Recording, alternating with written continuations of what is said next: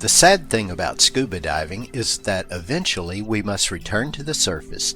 The ascent, if not performed properly, can potentially put a diver at risk of injury.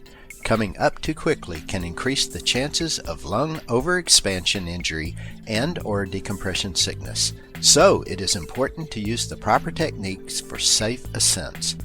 To make a perfect ascent, consider it a two-part process. Part 1 is from diving depth to safety stop depth. Part 2 is from the shallowest safety stop depth to the surface. Before the dive, you and your buddy agreed on a dive plan. Begin the ascent process when one of you reaches previously agreed to tank pressure, bottom time, or your dive objective has been fulfilled.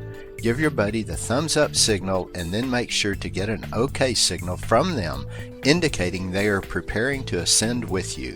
Use one hand to keep your gauge console and/or wrist computer in sight. Use the other hand to vent a small amount of air from the buoyancy compensator. If you are carrying a camera, light, or other handheld accessory, consider investing in an accessory clip so you can use both hands for ascending. Practically every diver today uses a dive computer. Be sure to understand and check your computer's safety stop recommendations before ascending. You and your dive buddy should plan to stay near one another as you ascend at a slow, safe rate to a safety stop depth. Venting air from the BC is necessary. While ascending, we know that slower is better. An ascent rate of 30 feet per minute or slower is beneficial. When you are performing a shallow safety stop, it is important that you and your buddy remain aware of your surroundings. Look up and listen for boat traffic.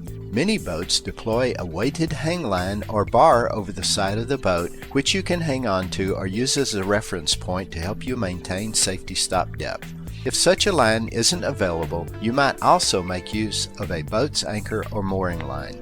Many dive charter operators routinely stage a spare scuba tank and regulator at safety stop depth for you to use in case you run low on air while performing a safety stop. It is there for you to use if needed, so don't ever be timid about staying safe. If you're live boating, also called drift diving, using a safety sausage and reel will assist you in maintaining the proper safety stop depth. Prudent divers will know that the dive isn't finished until you are safely back on the boat or exiting the water onto shore.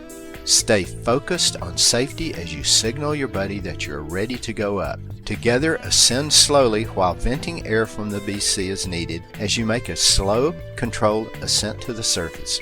As you ascend to the surface, look up and around, checking for any boat traffic. Raise one hand above your head as you ascend the last few feet to the surface. Avoid any surfacing underneath the boat. Inflate your BC and keep your mask and regulator or snorkel in place as you signal OK to the boat crew and await their instructions for exiting the water.